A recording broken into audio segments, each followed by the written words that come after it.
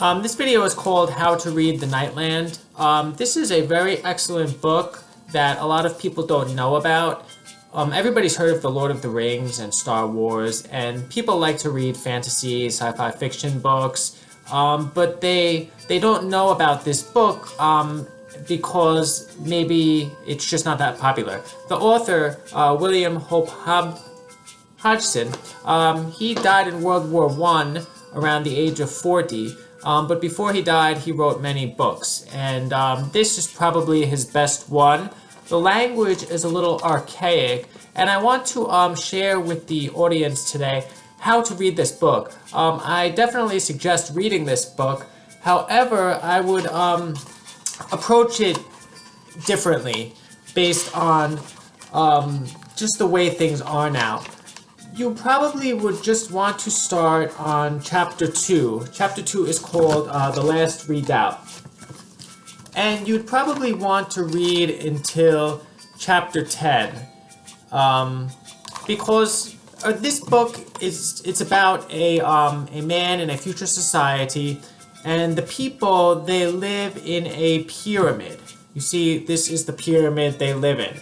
The pyramid is very big, possibly 5,000 floors or something like that. And it's because it takes place in the far future. And in this time, the sun has basically gone out, and humanity is able to generate energy by tapping into the earth current, which is underground, and it's a sort of energy. And then when they tap into the earth current, they're able to provide power to their millions and millions of people living in here. Now, how they get vegetables is through an underground area with a very high ceiling, maybe a mile high the ceiling is. It took them hundreds of thousands of years or thousands of years to build this pyramid because they can't go outside. Outside of the Nightland, there are many monsters and stuff. And if you go out there, it's very dangerous. Sometimes people will go out there and they won't come back because there are monsters like this. And there are other monsters like this one here. And then there are others like this silent thing. It's very dark and it's very silent out there. So the people are forced to live in this pyramid. And they've been living in this pyramid now for thousands of years. And one day, one of the young men, probably about aged 19 or 20, living in the pyramid, hears a voice. He has some kind of special hearing. They call it the night hearing. And he's able to hear things outside. So he hears a voice from a far away center of population, which they did not know existed. So he ransacks through the material in their library, and he finds information about a smaller pyramid that a different group of people built. Now, the smaller pyramid, they tapped into a smaller part of the earth current. So they're running out of energy, and if they run out of energy, they can't keep up their force fields around the pyramid so that the monsters can come in and destroy their home. Okay? So the premise and the plot of this book is that the young man, he goes across the Nightland to rescue the people in the other pyramid because he thinks that he has to. And from chapters 2 to 4, he's preparing for the journey.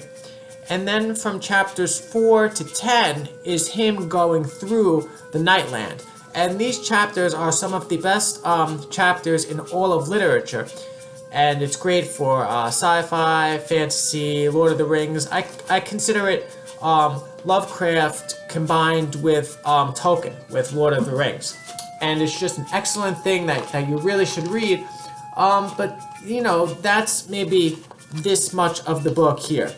But then when you get to this side of the book, it's not as good. And that's why this video is called How to Read the Nightland. Because after he finds the maid, as he calls her in the book, it's just, it goes on and on the maid, we ate our tablets together because they don't eat food because it's too hard to bring it all. So they have tablets. and they don't drink water. They have a powder made through chemistry that can turn to water. So after he finds the maid, the book becomes less of an action science fiction book and becomes just a driveling, non-stop, marathon-like romance book. And there's nothing appealing to it to the modern reader. The reader 100 years ago probably also thought a lot of it was unnecessary. So perhaps that's why the book is not that popular. But if you skip the second half of the book, I'd say, a little bit less than half, if you skip that and read the first half, but skip the first chapter, if you read from chapters 2 to 10, it's a very great adventure book, and it should be on the reading list of anybody who likes books such as The Lord of the Rings, The Call of the Wild, H.P. Lovecraft, or Gibbon's Decline and Fall of the Roman Empire, because it mixes Lovecraft, Tocqueville, but also some of Homer. It's very Homer-esque, some of it.